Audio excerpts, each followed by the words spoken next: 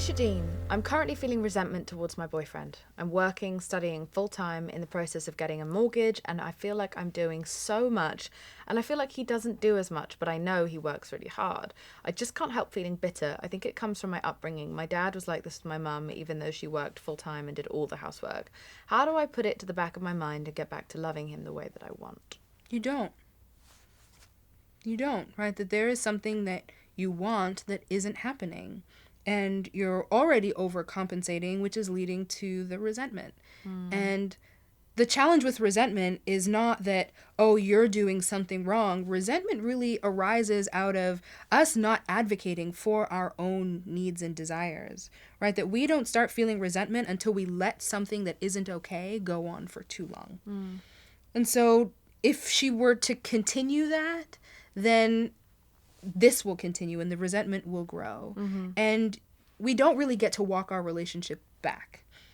And so we have to find a way forward into loving again. And that will really take a renegotiation around the distribution of labor or effort in their relationship. Because even if she knows on some level that he's working really hard, it still doesn't feel like it's equitable or balanced for her. And so they actually need to talk about that and look at that and see where she might need more help or where she might like him to take on more, or maybe some things that she's doing that like she doesn't need to do. She can delegate, she can take off of her plate altogether, but it does need to be a conversation. The longer that she keeps it to herself, the worse it's going to get. Who are you? Where did you come from? Jesus. Clinical training. Christ. Yeah, but like, no. Canada is the real answer. Dear Shadeen, how do I and my partner become more comfortable with the idea of simply not wanting to have sex? It feels like there's so much cultural pressure to have sex, but often I just don't feel like it. Please help. There is so much pressure. There's so much pressure to do everything. And most people aren't living up to whatever standards they're setting for you. And so what sounds like it's really great is that these two people are in agreement around not really wanting sex, which is a really great place to start. And so being able to really create their own sort of story or culture or expectations around what happens in our relationship. And they really could really just tell everyone to fuck off, truthfully, right? If they would like to be nicer about it, you know, we can grin and smile and nod.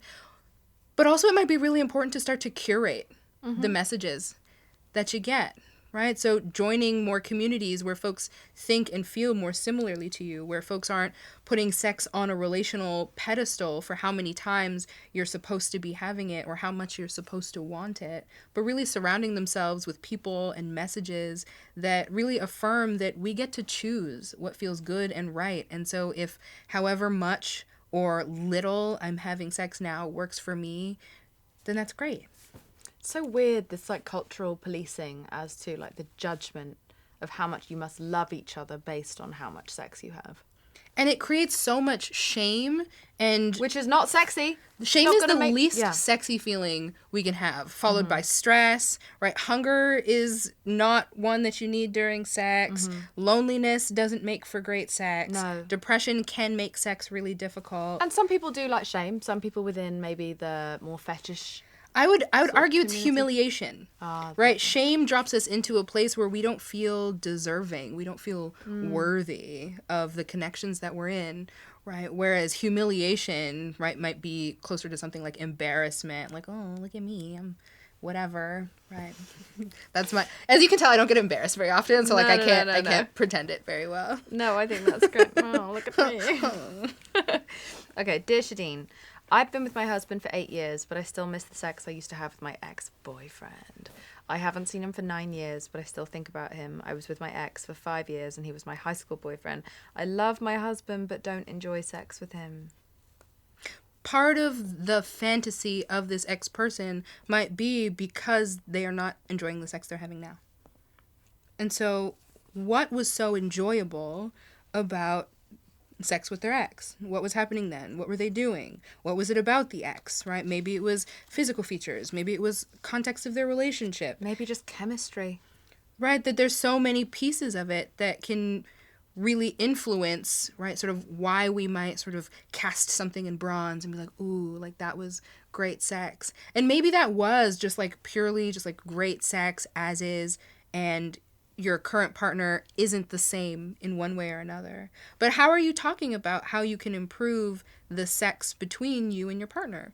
Or have you sort of resigned to that was better than this and this isn't as good?